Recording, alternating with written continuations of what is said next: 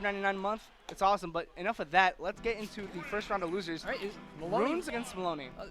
Might be the bracket that's wrong, or okay. Oh, I'm not sure. yeah, I have to imagine the bracket's wrong, but yeah, these guys are messing up. They're not messing around. They're getting right into it. Yeah, they're getting right into it. And we got Cloud versus Falcon right now. This is definitely one of those matchups where if one character gets that first hit, they can juggle him for a lot of percent. Oh yeah, and it goes back and forth. Both these characters being like very fast fallers and having incredible juggle capabilities.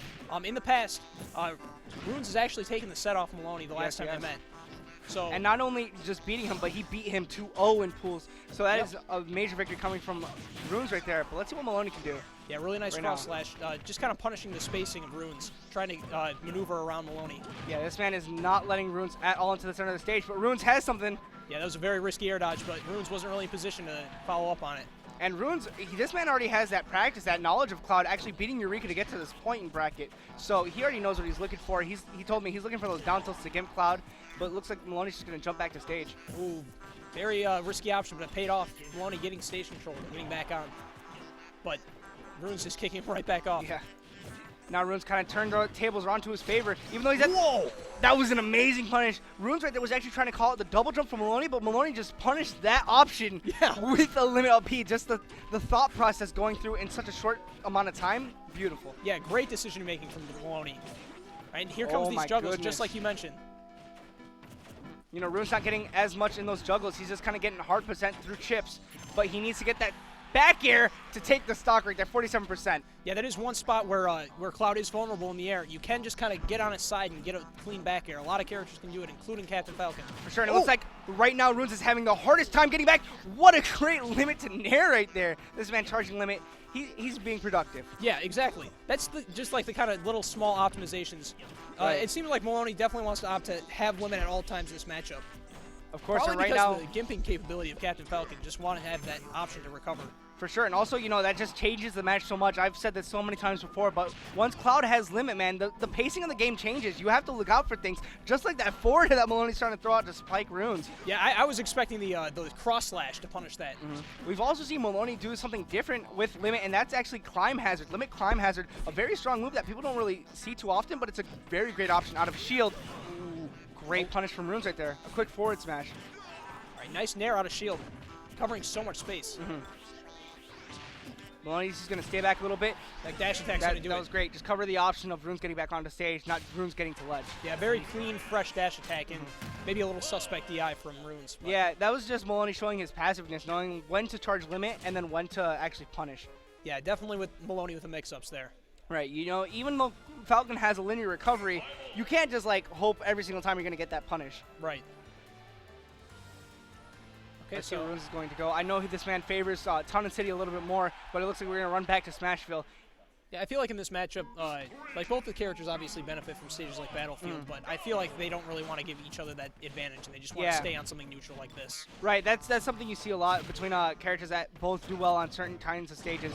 But I feel like, honestly, Cloud might have the upper hand when it comes to Battlefield. Yeah, I agree with that. Right now, it looks like Miloni's having the upper hand in neutral, putting Runes right into the corner as we saw in the first game. Yeah, and Runes is trying to, like, sneak his way in or try to find some kind of opportunity. Miloni just now giving it to him. Oh, but now Runes with a great rebuttal. Oh, and the down air to finish off the stock. 55% on this man's stock. Miloni has got to watch how he air dodges. Runes definitely one of the more patient kind of Falcon players, but when he goes in, this man takes the stock.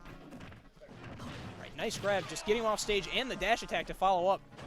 Oh, a great aggressive option from Runes. Uh-oh. Oh my goodness, looking like hot and ready right now. Oh, and he went deep, and he's going to up B. No cooldown whatsoever on that limit cross slash. A perfect option from Miloni, only 38%. That's exactly what makes it such a potent edge guard, because even when Cloud burns his limit for that, he still can recover. And that's something that a lot of people try to punish, and Cloud just gets out of that situation so clean because there's no cooldown, as I said. Yeah, but now Miloni's just trying to find his way back in here, being patient on the platform, but Runes does not want to give him that space at all. You can definitely tell that now both these players respect each other off stage. Runes trying to go for the read once again, but Miloni knowing better. Yeah, Miloni opting for nothing, but thankfully nothing was the right choice. Right. Great backer to punish that dare onto stage. Yeah, you can't get too overzealous with Cloud in the air with these down airs because people will outspace you with back air. Oh, wow, he was going for the Rarney. Yeah, Maybe he expected Miloni to DI in with that air dodge. But either way, no punish and no actual hit. But there's the backer. Runes is going to take game 2 right now, 1-1. And that was a pretty strong lead. I feel like game 1 was a little bit closer, and I feel like in this game, Runes kind of strayed away. He kind of started a snowball effect with that percent, and he just kept it going. Yeah, absolutely. Excuse me. My boy's coughing up a lung here. All right. Yeah, I feel like it's just like a lot of adaptation from Runes' part, like knowing what to do when Miloni's in the air. And finally, I guess we saw Runes ban Battlefield here because we're going to Dreamland, or maybe Miloni prefers Dreamland a little bit more for those elevated platforms. Yeah, Miloni definitely has done some crazy things on the stage. Oh yeah, talk to Dark Shadow, even Sensational about that. But right now, we don't see Sensational or Dark Shadow right now. We see Runes getting that percent. Right. Oh, going for that up air, but Runes is getting out of it. He's not getting out of this. Oh, and this is what you see whenever you let Cloud land safely with Dare right now. So much percent on that man's stock, but as I said before, man, both these characters can get juggled just as hard as they juggle themselves. Absolutely. Nice dash attack on the platform. Oh, man, another burned limit from that backer right there. Runes already got around the first game, and it looks like Miloni's trying to go for the read once again, but... Yeah, it feels like Miloni's just, like, pulling out these options just, like, a little bit too early. Yeah, you can definitely see that both of these players are getting around their options. You know, Rune's trying to go for the air dodge down air, Miloni knowing a little bit better. There's the down tilt, that's the gimp right there. Yeah, that was, like, really difficult situation. Miloni was just standing at an angle that he couldn't recover high on stage, so he had to go low and hope for the best, but Rune's perfect punish right there. Miloni has to take the stock now because Runes could get up a lot of percent with this rage. Yeah, Miloni kind of going for a lot of aggressive options.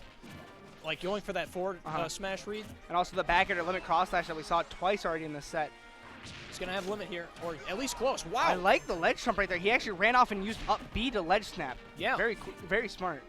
Yeah, very slick. And again, once again, we've seen the same kind of limit waste, but he's going to get a down smash and take that stock.